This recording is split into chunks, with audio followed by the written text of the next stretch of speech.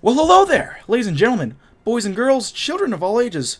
My name is DB333, and welcome back to Hearts Round 4, the New Order Last Days of Europe, as the United States of America. In the last video, two things happened. One, war in Indonesia broke out, so we're working on helping out the free Indonesians get themselves out of this little pickle they're in.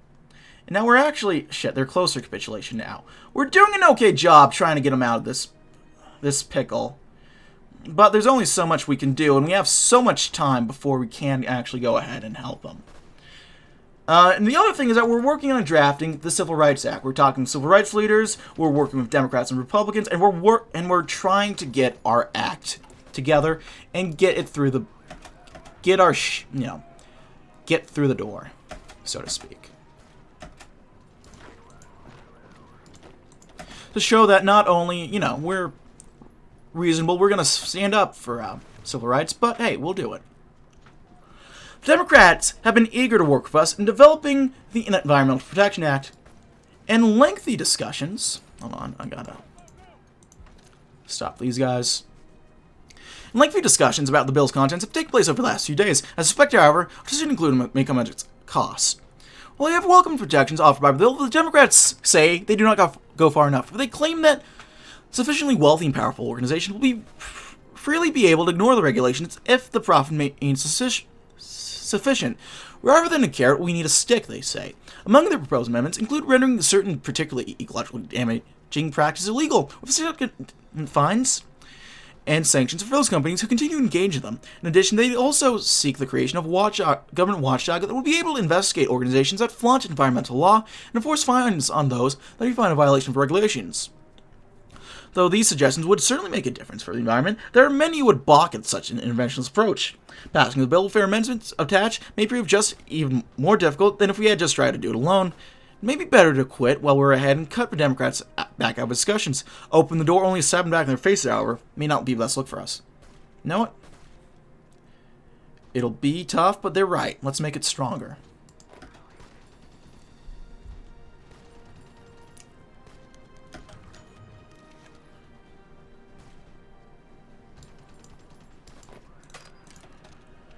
Alright.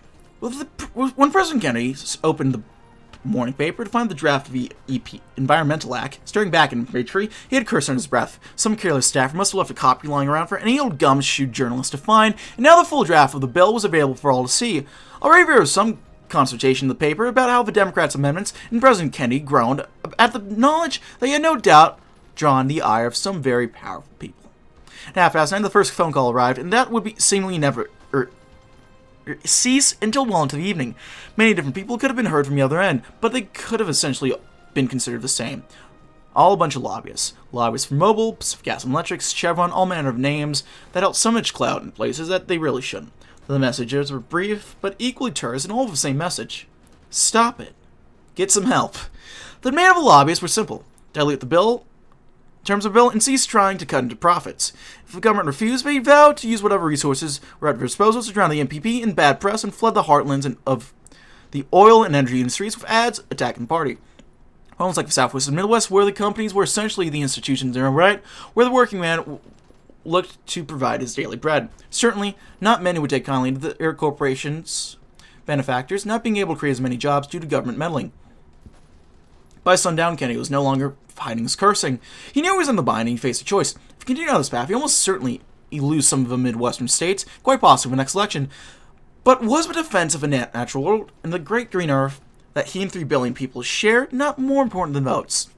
With one final expletive, he finally picked up a now silent phone and called the bill drafting committee, where he last informed a decision. Lobbyists be damned, this is for the future.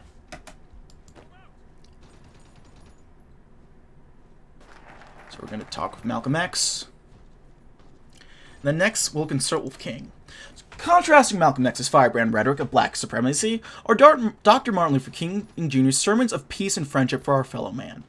He preaches straight into the hearts of millions every Sunday Mass, with a smooth baritone that soothes and inflames the soul in equal measure, clamoring for the average Joe to seek their conscience, join hands, and march forward together towards a future shared by Americans of all races and faiths. Truly, one cannot ask for a better spokesman for the civil rights movement than the good Reverend in the Word of God. Connecting with a community requires learning from its mores and customs, so that no issue will arise from interacting with them.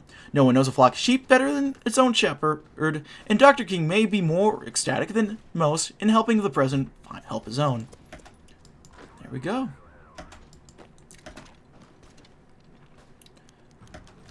There we go. After all the haggling, debating, and careful politicking of the last few months, our environmental bill has finally passed through the halls of power and emerged as law. While the only formally remaining formality being the signing of a bill into law by President Kennedy's own hand, a new dawn awaits the fair land of America. No more will selfish corporations be permitted to blindly squander the natural beauty of the country in the name of a quick profit, nor will government itself turn a blind eye to the abuses against fair Mother Nature. Not only is this a great day for our natural splendor, but also a great day for everyone in the halls of power. Our close cooperation with the RDs is getting this bill through proves just how much the government can achieve when it stops bickering amongst itself and instead finds common ground. Many within the RD party ranks, and perhaps more pertinently with the electorate, have come to look upon us with ambivalence, if not outright favor, where before there would only been hostility. In the future, we may well be able to count on their votes to back up our own. A few quiet polls and queries amongst Capitol representatives, and few of the polls across the country have shifted as well. Let's hope we've earned some favors. But until then, we'll wipe these guys out. Brilliant. And now we have a nice big pocket over here. Do we want to send some more advisors? I think we might, honestly. Get another brigade of helicopters ready and willing to fight. Send this guy here. The fruits of cooperation. Our bipartisan efforts to secure support across the aisle have earned us praise. The Senate whips have been dispatched to count up the votes. Let's hope the Republicans come through. The real price rates. You can see who will support a bill in the menu.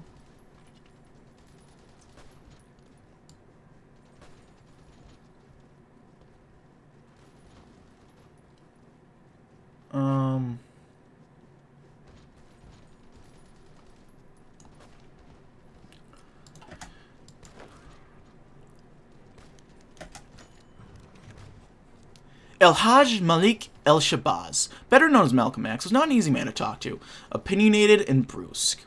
He exhibited none of the awning typical of guests at the White House. Talking with Malcolm X, though, was, thought Kennedy, rather like being hit in the face repeatedly by a medieval mace.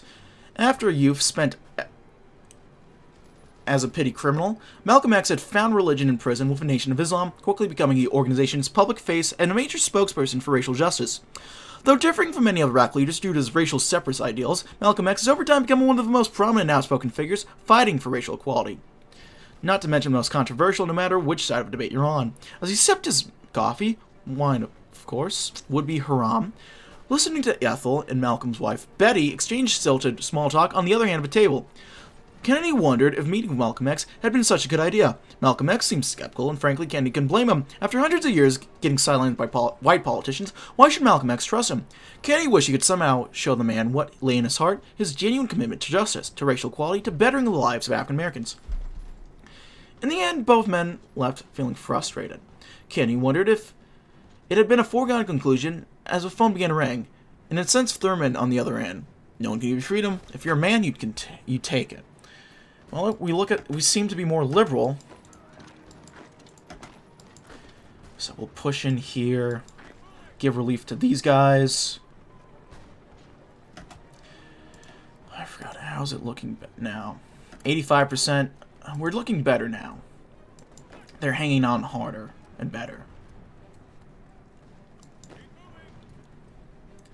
There we go.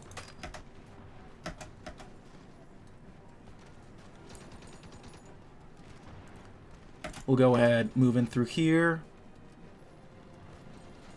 See if we can't root them. Uh-oh. Those guys were encircled. That's not good.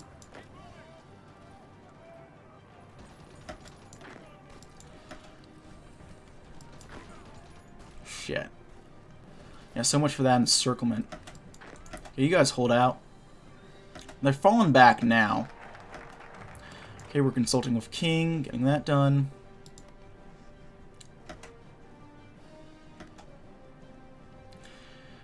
Okay, shit. We've reached a crossroads. Those who knew best. The power of our Civil Rights Act will increase and get a bonus in social popularity. Who else can explain suffering better than those who have suffered? Those fortunate enough to have lived carefreely may learn their experiences, but theirs will be a clinical sort of knowledge, detached, unfeeling, passive. Crimson ichor spilt on soil by cruel centuries-old injustice, becoming little more than words on black papers, printed on plain paper. Words and pictures simply to learn from, but not to act upon. Progress may be made with the help of the fortunate and careless, defending progress in spite of convenience. On the other hand, requires those with spirited tempered only by experience. Everywhere one looks in this country, they will find no shortage of such men and women. They belong to all walks of life, of all sorts of occupations, bearing scars from lashes both tangible and invisible. Now that we made inroads in their communities through their leaders, the time has come to accept them into our fold. Free Indonesia. Send a volunteer. Only limited to it, right? I think we need to, Right.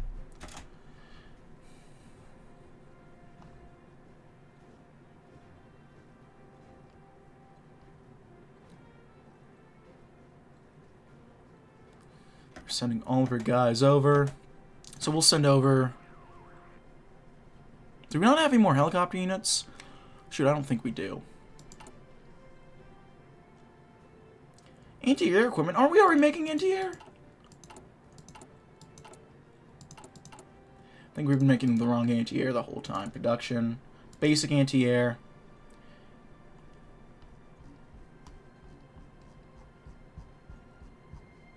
Yeah, we've been making the wrong anti-air the whole time. Holy crap. That's embarrassing. Well, let's get rid of this. Now, we already got rid of it. We're... Dr. Martin Luther King Jr., civil rights leader, warrior for equality, and a damn fine dinner guest. President Kennedy had spoken to Dr. King several times before, including on the campaign trail, but this marked the first time he'd had the honor of being invited to the White House itself, becoming the first black civil rights leader to pass beyond those gleaming doors. Thurman's coterie were up in arms about it, but who cared what they thought? He was the president, and he had dinner with whomever he wished. After the brief photo op in the Oval Office, Dr. King, the president, and their wives had met for private dinner away from the cameras to strengthen their relationship in the eyes of the public and discuss the cause for civil rights. Kennedy liked Dr. King and wondered if, in another life, free from jackal politics, they might have become friends. In this life, however, they both had responsibilities, pulling them apart, King's to his community and Kennedy's to the welfare of the nation. Nevertheless, they agreed on the absolute necessity for racial justice, and that the right to equality is deserved by all Americans. King was no radical, but he understood realpolitik and knew that Rome wasn't built in a day. But the president could still see the yearning for a better future behind King's eyes. He only hoped that he could help that future become a reality. That dream become a reality, excuse me. Only love can drive out hate, after all. Now they're sure trying. They sure are wasting a lot of their,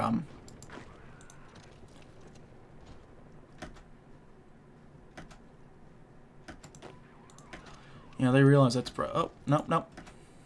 They're still trying. You know what? God bless them for trying, I guess. Domestic support is still high. Let's rally the Republican Democrats to get some support.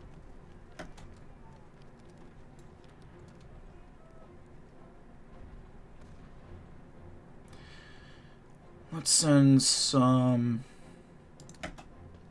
of that. Now, I've been recording all these in, like, block sessions, so I wonder how early on in the series will people realize that I'm building the wrong equipment? And how long, and will they realize too late that I don't know? You know.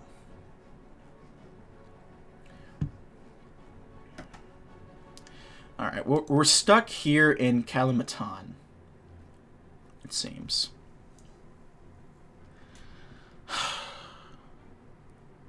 We're not going to make much progress for now.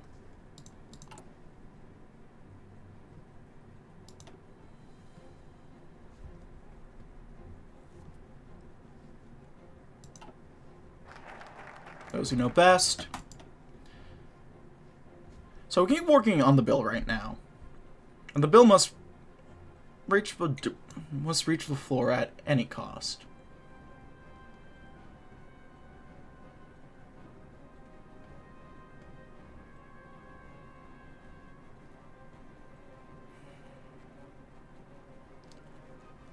Yeah, a most pressing issue. Segregation in the United States has become by far the most single contentious issue in our times, dwarfing the impact of even our foreign affairs. Neighbors splits on the issue for the color of his skin. Activists clash in the streets, fighting for the future of the past. The Senate floor is dominated with endless debates and inter-party conflict, and even intra-party conflict. While this goes on, America cannot call itself a united country, and the chaos will only continue to build if nothing is done. It falls to our administration to resolve this generation's debate once and for all. The bill must pass, no matter what, at any cost.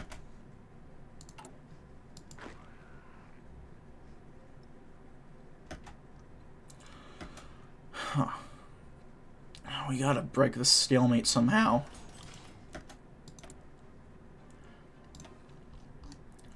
Oh, shit.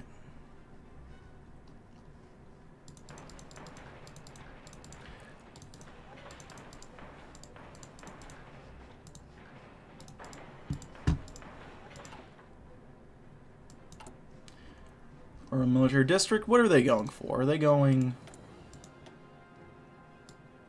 Oh, they still haven't finished yet. Their tree. Oh! That was a graphics glitch. But it seems to be fixed now.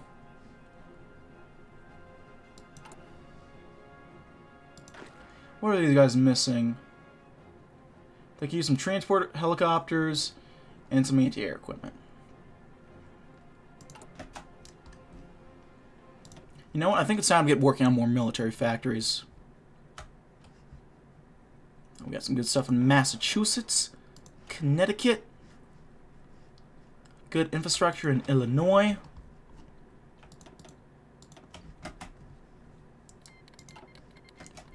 Ooh, the Republic of Ireland declares war on the Ulster Volunteer Army. Very interesting. We'll see how that ends up going. Up. I mean, Paisley, UVN. Ah. Not envy them right now. Shit.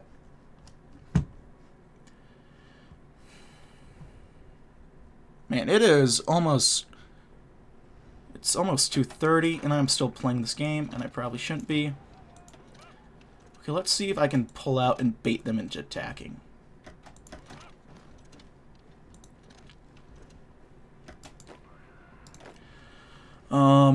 I'll send one guy to just take this little north bit real quick, because that border goer is going to annoy me. Not border goer, but you know what I mean.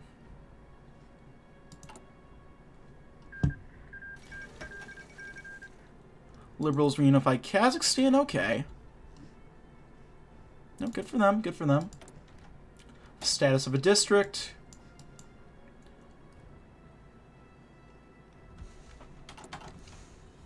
I'll cross my fingers and hope that old Yeltsin wins, because that'll be kind of appropriate. Because there's a really fucking great event if you go ahead and get Yeltsin in charge. Mr. President, the Secretary of State called. He wanted me to let you know that the meeting with the English went well. Their Secretary of State, or whatever they call him, Mr. Stavas, got on pretty well with him and the other foreign minister in New York. His delegation was warmly received by the other OFN members. It was a pretty friendly meeting overall. They talked a bit about various issues and had lunch together. Nothing really disastrous happened. It was mostly a breeze. What's important is that Prime Minister Jellicoe is still interested in the OFN. I mean, that's no surprise. He's basically Claude Auchinleck's hand-picked successor. He's got the same monarch as Canada. And he hates the Nazis just as much as the next guy. That's great news, and it's good his party's backing him up on as well. Anyway, nothing much else happened. Mostly just talk on improving relations with the other member nations. They're going to be good members of the organization, and we'll be lucky to have them, especially if they can reunite the rest of the Isles. The special relationship is back on. That's what I'm talking about. Okay, I'm trying to think of what we need to do. We might need to do a naval invasion, I'm thinking. So, a naval invasion of helicopters. It's risky. I don't know if people have done this before, but we're doing it. Shoot, we're gonna need Move your orders all here. Alright, Horatio. I need you to make us proud. Oops.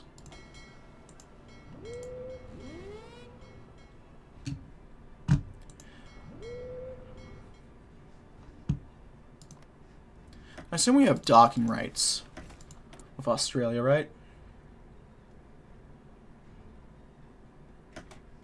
I assume we do.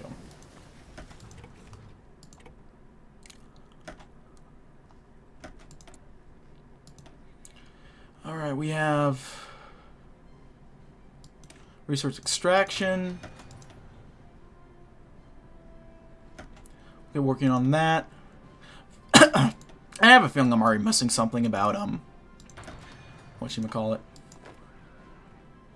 How to do naval invasion here.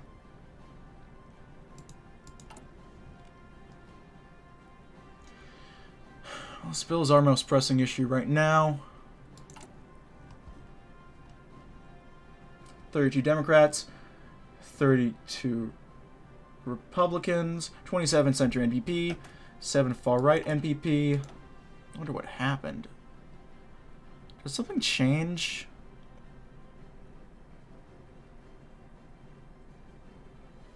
I could have sworn something might have changed.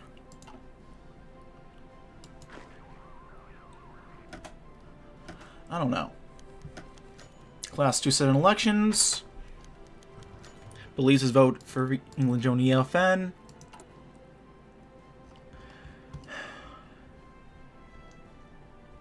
Admit England into the EFN. There we go. Okay. So I'm thinking this is a point where we might... What do we want? I think it's time to go ahead, keep America strong and free, and vote R and D.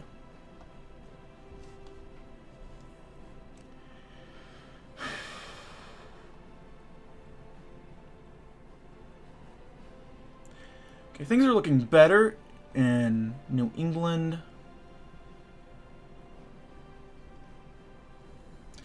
Where might we want to go after?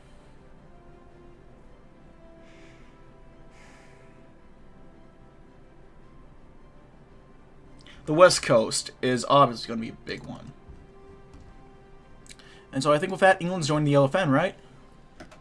Jolly-o! It's quite lovely, mate.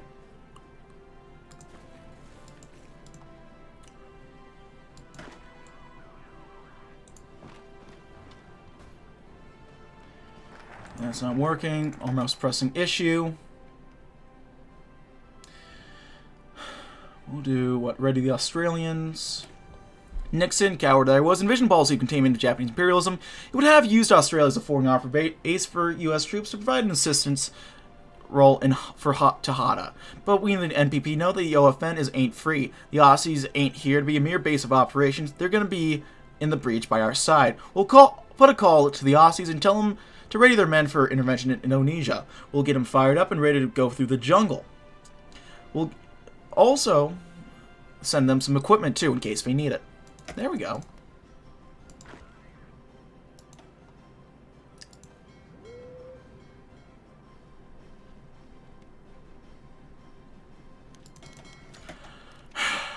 It's been long and grueling work to get to this point, but we finally can say with no small amount of pride that the Civil Rights Act has officially reached the Senate. It's a small victory, and we still have miles of winding halls of bureaucracy to guide through our bill, but it's a victory nonetheless. No time to celebrate, however, because our bill is now firmly in the gripping maw of American democratic republicanism. In order to be on the Senate floor, the bill must pass the Senate Judiciary Committee, which is currently being headed by one James Oliver Estlin, a bona fide card-carrying rabid segregationist. Under normal circumstances, we might just have to let him have his way and delay the bill in perpetuity, so we don't walk the boat too much. However, these are not normal circumstances. The CRA must be made into law if these United States are to continue to call themselves a defender of freedom, equality, and true democracy in the dark fever dream of the world. As such, it is necessary that we get this bill past Eastland and onto the Senate floor. What option should we pursue? Well, let's give LBJ a call. Doc and Cayenne. We'll have these guys move over here. Lyndon Baines Johnson, LBJ, Landslide Johnson, Jumbo in some circles. Love him or hate him, he might just be the most damn efficient Senate whip in American history. He runs the damn Senate like his personal kingdom, and that might well be. When LBJ dies, a man will give St. Peter the Johnson treatment until they let him in. He might not be able to sell snow to an Eskimo, but goddamn it, that Eskimo's not going to end up with a few pounds of snow one way or the other. More to the point, however, he's an influential, powerful, experienced political figure, and he's sympathetic to the civil rights cause. He was the obvious choice to help the Civil Rights Act get through Eastland's committee. And he's come with a rather ingenious solution. According to a few archaic bylaws and regulations, we could just push the bill right past the Judiciary Committee and out to the Senate floor. LBJ's help is greatly appreciated, but at the same time, if we go for his plan to force the bill for the vote, we'll piss off the far right even more, and they may end up filibustering the bill. If they do filibuster, the act is dead in the water, and who knows where we stand. Do we risk a bill and hope they don't filibuster, or just pray Eastland lets a bill through? Let's go for Johnson plan. Damn, our fleet has a bit of a journey to go through. But, hey, anything for democracy.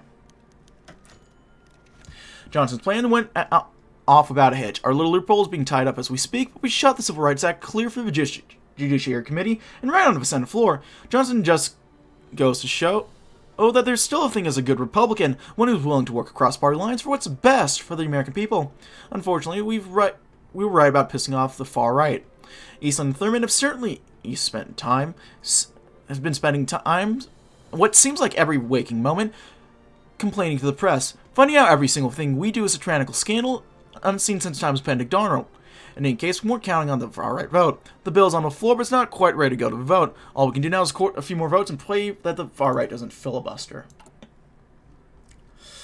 So the opposition is campaigning in the upper south. It's up to them, ultimately.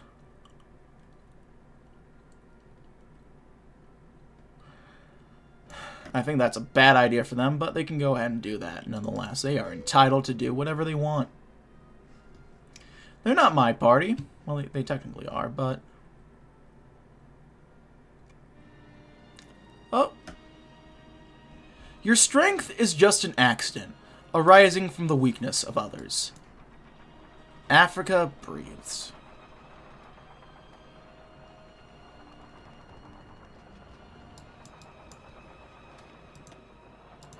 That is beautiful.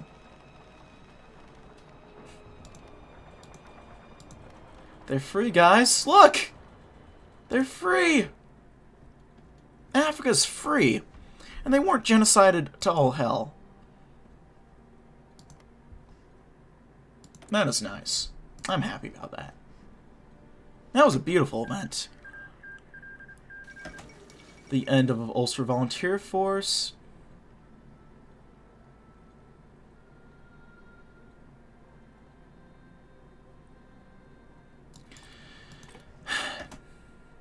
Damn shame, Ira. Era?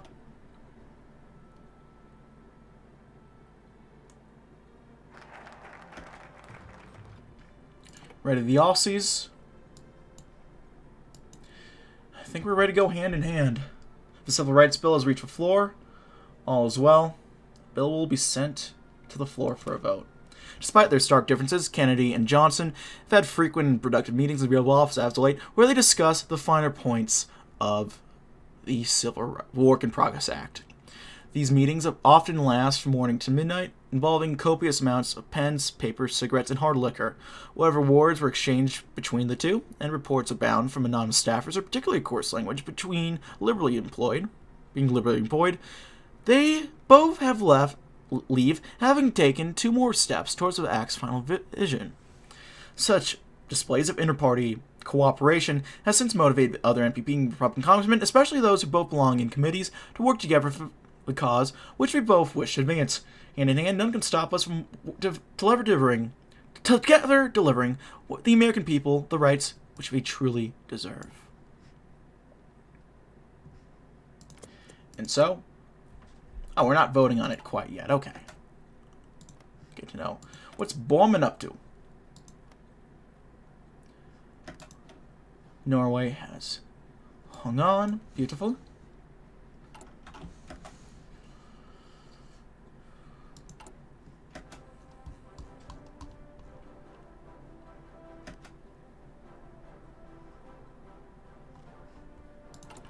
We have a lot of PP, goddamn. Well.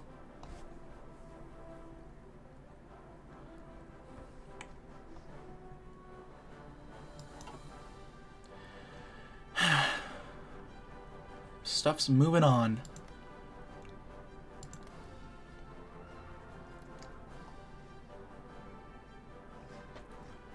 Is the fleet moving? Are you moving, son?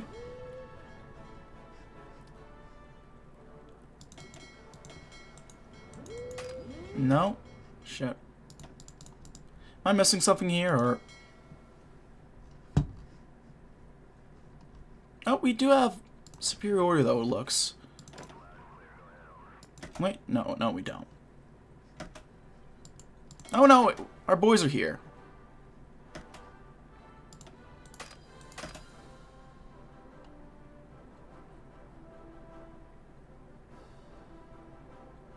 Wait. There we are.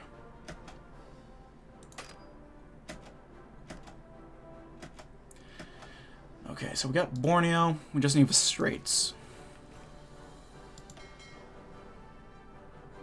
We'll give these guys a commander. We'll go with Thatch. And we'll have him patrol the Straits. A good RD campaign.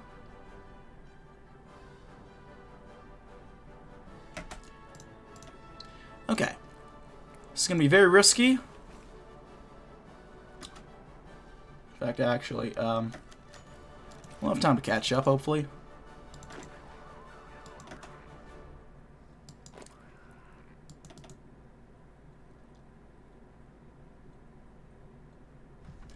Okay, I don't think I understand how this works. Never mind. Shit.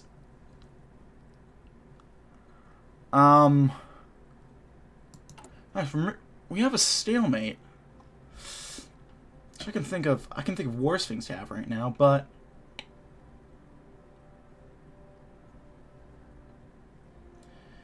I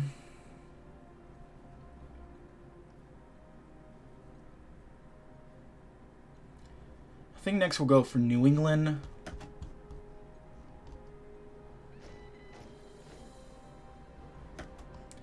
Oh, terrible plunder. Okay. We got a brand new fella. Which we'll go ahead and transport over here to free Indonesia. Send volunteers. There we go.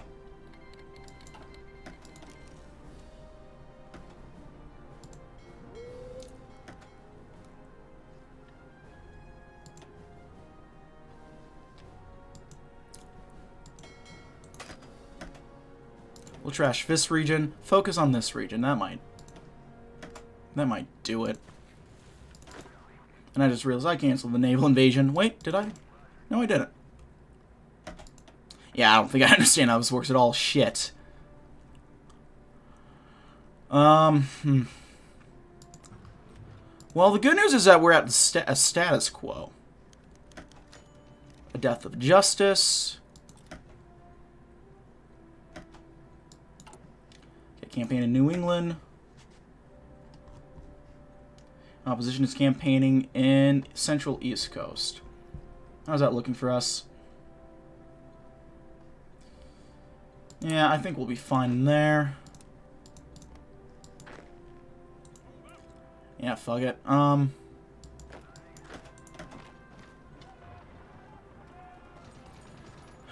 Try and attack them. At the very least, start withering their supply and their ore down. Do as little stuff, but do it as much as we can. Let's do some more mandatory naval training. The purpose of U.S. Navy isn't just to move troops from point A to point B. It's a series of carriers from our planes.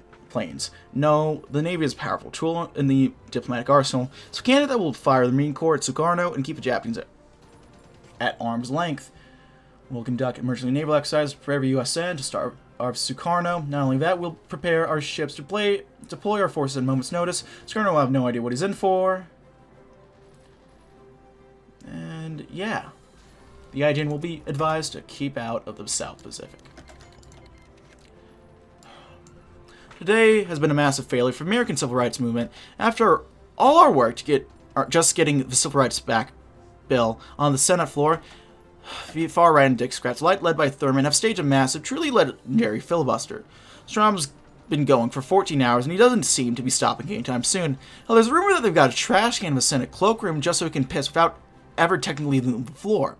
It also makes you want to say that you admire his dedication if it wasn't dedication for such a heinous cause. Anyway, more up to the point, the act might just be dead in the water if we can't somehow scrape up 60 votes to override them. Though it pains me to say, we may be forced to rework the Civil Rights Act in a more palpable form. It seems like it's back to the drafting room again. Huh. Okay, we'll speed up time.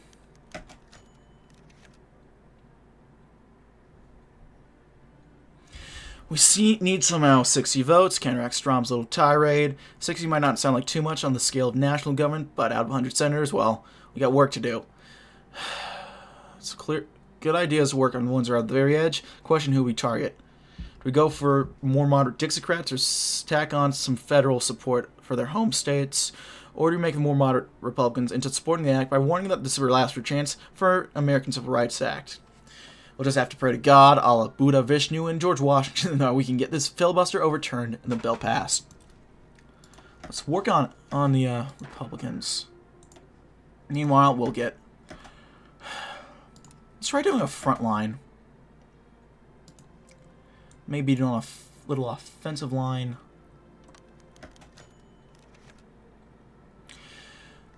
Republicans mostly support the concept of civil rights acts and negotiations and then he demanded that we strengthen the act we wanted to support. Makes sense to give in to his demands, plus a stronger Civil Rights Act isn't really much of a bad thing. That said, we might have greater Republican sort of react risk. LBJ. It's time to strengthen the act.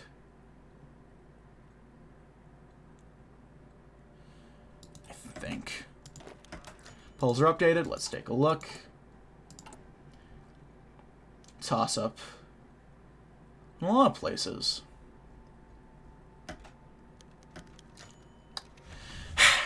We scrambled and scourged for every spare vote we can find. We looked under the proverbial couch cushions to find whatever spare change sort of votes we could get. It took time and may take many cold dinners, but we've actually done it. This morning, in a vote that took all night to set up, we managed to beat Thurman's filibuster. All that negotiation and hard work actually paid off. Just goes to show you that racist anti-American thinking gets you nowhere in the face of the civil rights movement. That said, we can't celebrate too much yet. We've jumped the final hurdle, but there's still a dash to the finish line. The actual final vote is set to take place soon, and we need to make damn well sure that all of our work wasn't completely in vain. Check, double check, and triple check that all of our votes are lined up in a pretty little bow. It's going to be a close vote as is, and we don't need any last-minute surprises. The future of American conduct, equality, liberty, and democratic republicanism depend on the act, and we can't gamble Americans' future. The South can be voting onto the vote. Here we go. So we'll get the other planes going. Mandatory naval training.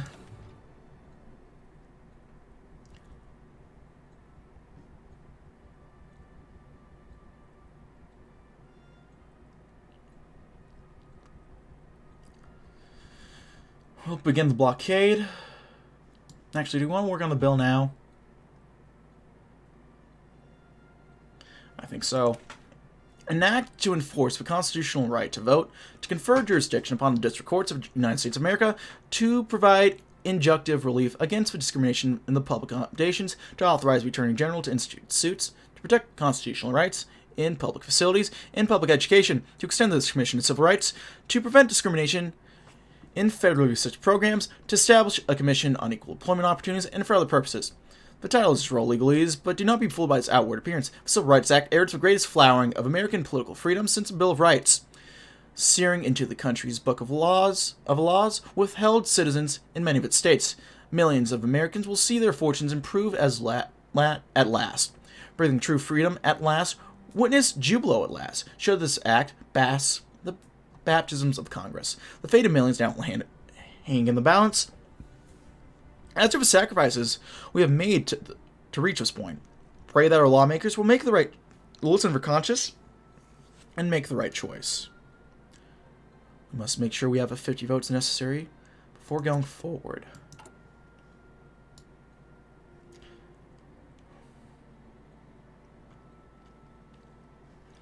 Let's strengthen RD unity. See if that helps out. They're willing to work together well.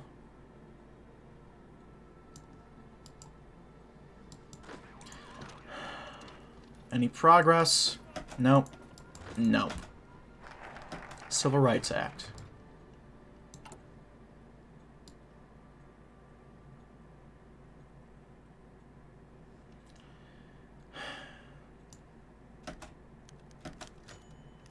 They ran a miserable campaign. We run a decent campaign. There we go.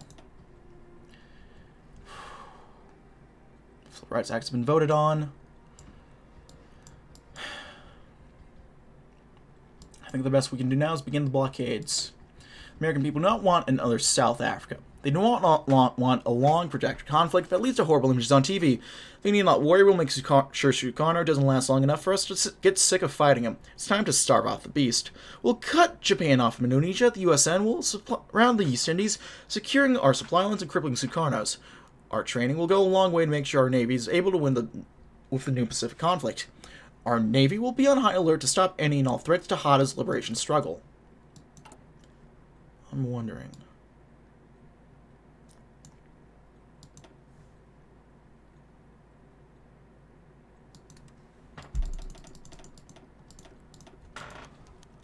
Operation commenced. Liberal option. The vote on the Civil Rights Act has not been days, weeks, or months in the making. It has not been years or even decades in the making. The Civil Rights Act has been generations coming. It's been coming since the first ship landed on the shores of Virginia. This is a bill that has been sung on the plantations and in the colored-only meeting halls. This is a bill that rode the Underground Railroad. This is a bill that fought and died at Gettysburg, waving the banner of the Union and of abolitionism. This is a bill that marched with MLK and his 250,000, demanding freedom and equality under American law. We stand new on the precipice of a new era of American history. This new era will surely be one of true American patriotism, a nation coming together to celebrate our commitment to freedom, equality, and brotherhood. Because are we not all Americans? Are we not all deserving of the same opportunities and rights? If we pass this act, we'll have one thing that we will never have in Germania. We have a nation united and working tirelessly towards a true free democracy. And we promise you this, democracy will always win in the end. Now, we just have to hope the Senate agrees. It only takes 51 yays.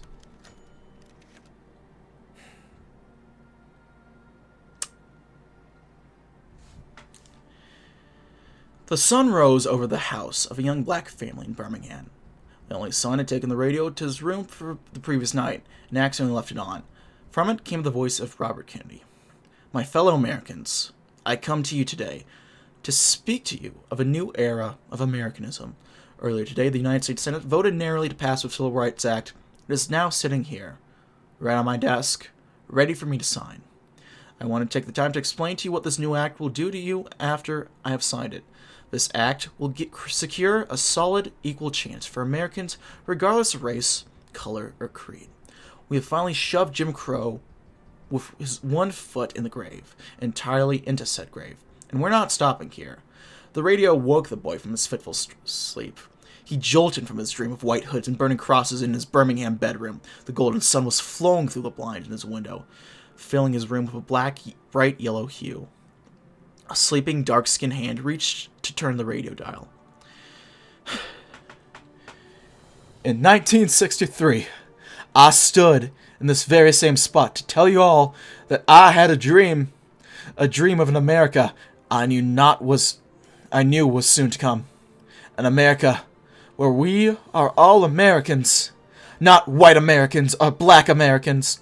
I stand here today to tell you that we are ever closer to this dream. Even now, President Kennedy is signing into law the Civil Rights Act, the very act that will build the foundation for the America of which I have dreamed. And again, that same sleepy hand reached out and turned the dial. And that was A Change Is Gonna Come by Sam Cooke. Now for the weather. With a beautiful sunrise over Birmingham, you can expect warm, sunny days ahead. Today, expect a high of... That sleepy hand reached the dial one more time, this time to turn it off. The boy put on his shoes, stood up, and went outside. He wanted to look at the sunshine. We did it all for you. So remove integrated military, change racial protection law to minority protections, which gives us more of a crew population. It's very nice right now. We get rid of Jim Crow. We have our vote law change to support disenfranchised. We move segregation to equality rights. We'll increase the status of civil rights. We'll gain a whole lot of stability, a bunch of bonuses to social democracy, authoritarian democracy, conservative democracy, and then we'll see what happens in the rest of it. Powerful civil rights legislation. The new Civil Rights Act has outlawed discrimination based on race, color, religion, or sex. It has also outlawed unequal application of voter registration laws and prohibits segregation in schools, employment, and private accommodations. This act includes strong measures for enforcing the voting rights of black Americans, such as requiring jurisdictions with a history of disenfranchising minorities to seek approval from the Attorney General of the U.S. before making any changes to their voting laws. It also has permanently prohibited literacy tests, ensuring that blacks cannot be turned away at the polls through rigged examinations. It also applies protections for Native Americans by applying many of the bill's rights provisions to them for the first time. It also inhibits discrimination against language minorities and requires election materials to be available in both English and Spanish. The act also contains provisions for desegregating entire neighborhoods and combating ghettoization and suburban white flight. This robust legislation strikes at a decisive blow at the root of racial inequality. By addressing de facto segregation in neighborhood enclaves, black and white Americans now see each other as neighbors and not just customers or co-workers. The Attorney General of the U.S., newly empowered by the Act, is leading the charge to integrate every aspect of Southern society. Progressive and minorities around the country cheer this act as a sign of real justice for the other America.